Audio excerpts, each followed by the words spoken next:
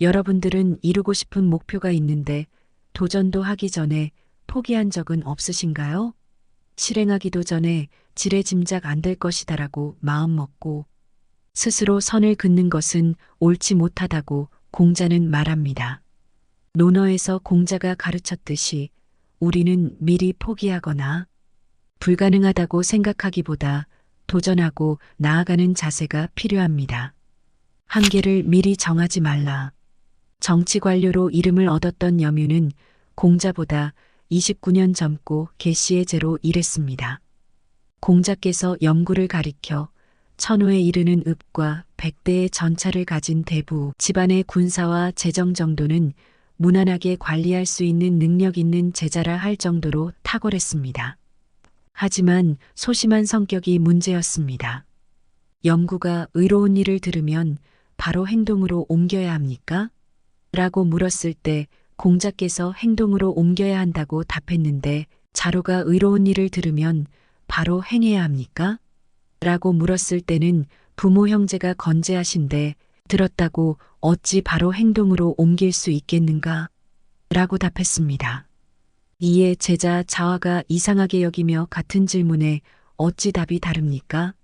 라고 하자 공자는 염구의 성격은 소심하기에 격려한 것이고 자로의 성격은 성급하기에 억제한 것이다라고 했습니다.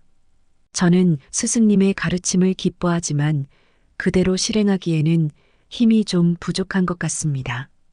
이 문장을 통해서도 염구의 소심한 성격이 그대로 나타납니다. 공자께서는 이렇게 말씀하셨습니다. 제발 안 된다는 부정의 한계선을 미리 긋지 말거라. 긍정과 부정은 백지 하나 차이. 내가 그렇게 생각하면 그렇습니다.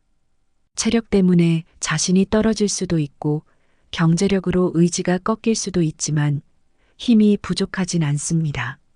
새로운 일을 해보기도 전에 어렵다거나 관련 경험이 없어 시작하기도 어렵다는 생각은 누구나 마찬가지입니다.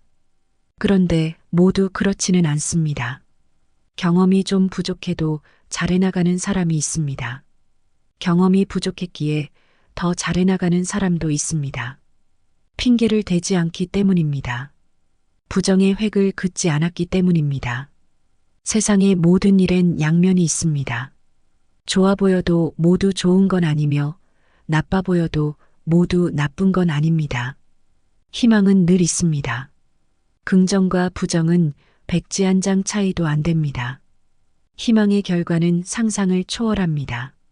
그러니 설사 불가능하다고 해도 가능하다고 생각하면서 도전해보는 것과 포기하는 건 전혀 다릅니다. 혹여 불가능하다고 생각했던 일이라 해도 성사될 가능성은 있습니다. 그러니 이왕 하겠다고 선택한 일이라면 100% 된다고 생각해야 합니다. 말로는 된다고 하면서도 마음속으로는 어렵다고 생각한다면 그 일은 되지 않습니다. 그리고 일이 끝날 때까지 해서는 안 될 말이 역부족이라는 말입니다. 쉬운 일은 없습니다.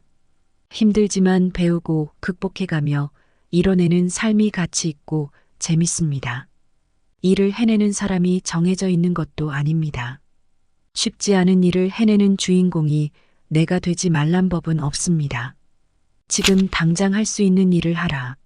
살면서 가끔 이와 비슷한 질문을 합니다.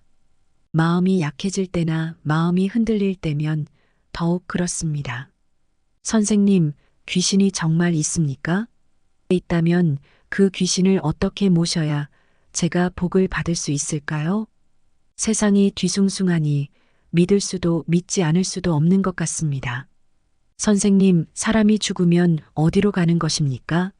죽음은 시작인가요? 아니면 아주 영영 끝인가요? 하고 말입니다. 계로의 질문에 공자의 대답은 간결합니다. 귀신의 유무보다 더 긴급한 게 살아있는 지금 우리의 삶이니 당장 긴급하지도 분명하지도 않은 문제를 가지고 시간을 낭비하지 말고 현재의 삶에 더 집중하고 노력하는 게 낫다는 말입니다. 살아있는 오늘의 삶도 잘 모르겠는데 죽은 이후의 일들이 뭐 그리 급하냐는 것입니다. 그렇다고 공자가 귀신이나 죽음의 문제를 부정하지는 않았습니다. 그것들은 그 나름대로 중요한 문제라는 것을 알고 있으나 그보다 더 긴급한 삶의 문제가 있다는 것입니다. 가끔은 지금까지 어떻게 살아왔는가를 되돌아보게 됩니다. 내가 내 일을 선택할 용기가 있었던가, 지금까지의 일들이 정말 내가 선택하고 내 의지대로 해온 것인지를 생각해 보게 됩니다. 보이지 않는 신념으로 내가 살아가는 건 아닌지, 보이지 않는 시스템에 의해 내가 조종당하고 있지는 않은지 점검해 보게 됩니다. 당연하게 받아들였던 일을 다시 한번 생각해 본다는 것에는 두 가지 의미가 있습니다. 당연한 일이 아닌데도 지금까지 당연하게 여겼다면 지금이 바로 변화할 시기라는 것이며, 당연한 일을 당연하게 하고 있었다면 행복한 인생을 확인하는 셈이 됩니다. 확실하지 않은 것에 관심을 가지지 말라. 분명하지 않은 일에 관심을 가지다 보면 한쪽으로 치우칠 때가 있습니다. 사람들은 대개 보고 싶은 것만 보고 듣고 싶은 것만 듣습니다. 눈을 뜨고도 제대로 못 보고 귀를 열고도 제대로 듣지 못합니다. 내가 스스로 확인하지 않은 사항은 더욱 그렇습니다. 고위 공직자가 한 말이니 맞겠지. 고위 책임자가 한 말이니 틀리지 않겠지. 신문 기자가 본인 이름을 걸고 기사를 썼으니 맞겠지. 그런데 그게 정말 맞을까요? 사실과 다른 게 너무 많습니다. 시간이 지나면서 거짓으로 밝혀진 가치 없는 일을 당시에는 왜 그리도 관심과 집중으로 흥분하고 열을 냈는지 알 수가 없습니다. 더 황당한 건 그런 시간을 왜 보냈어야만 했는지입니다. 내게는 아무런 도움도 가치도 남기지 못했던 일에 왜 그리 열중했는지 아쉬움이 클 때가 많습니다. 하루의 일상 또한 다양한 정보 속에 구속됩니다. 미리 등록해둔 관심 분야의 정보가 이메일 서비스를 통해 아침마다 도착합니다. SNS를 통한 메시지 역시 정보의 탈을 쓰고 쉼없이 찾아옵니다. 스마트폰을 열면 제목조차 읽기 귀찮은 스팸 메시지들이 기다리고 있습니다. 매일 반복되는 회원들 간의 지나친 관심과 형식적인 격려, 지나친 자랑과 은근한 홍보, 시도 때도 없이 읽어야만 하는 짜증이 일상이 됩니다. SNS에 동참하지 않으면 시대에 뒤떨어지는 듯한 느낌의 회원가입을 하고 열심히 댓글을 달았지만 어느 틈에 족쇄가 되어 일상을 갉아먹고 있습니다. 현재에 집중하는 용기. 노력으로 풀 수 있는 과제에 집중하는 용기가 50에 필요합니다. 내가 해결할 수 없는 문제는 덮어두고 내가 해결할 수 있는 문제에 더 열중하는 게 효과적입니다. 많은 것을 다 갖기는 누구나 어렵습니다. 사람의 힘으로 풀 수 없는 문제는 남겨두는 것도 전략입니다. 현재에 집중하려면 방해 요소를 제거해야 합니다. 누군가를 만나 감정이 많이 상한다면 가능한 한 그 만남의 기회를 줄여야 합니다. 그가 아니더라도 우리가 만나야 할 사람은 너무도 많습니다. SNS에 너무 많은 시간이 낭비된다면 SNS를 줄여야 합니다. 계정을 삭제하거나 사용하는 시간을 정해야 합니다.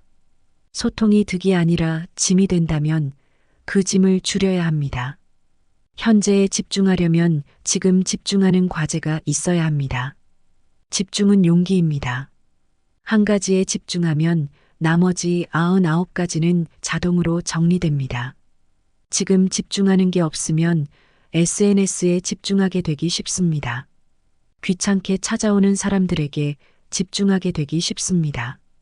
일 같지도 않은 일에 집중하게 되고 관여하지 말아야 할 일에 관여하게 됩니다. 그러니 목표가 용기이며 목표가 집중입니다.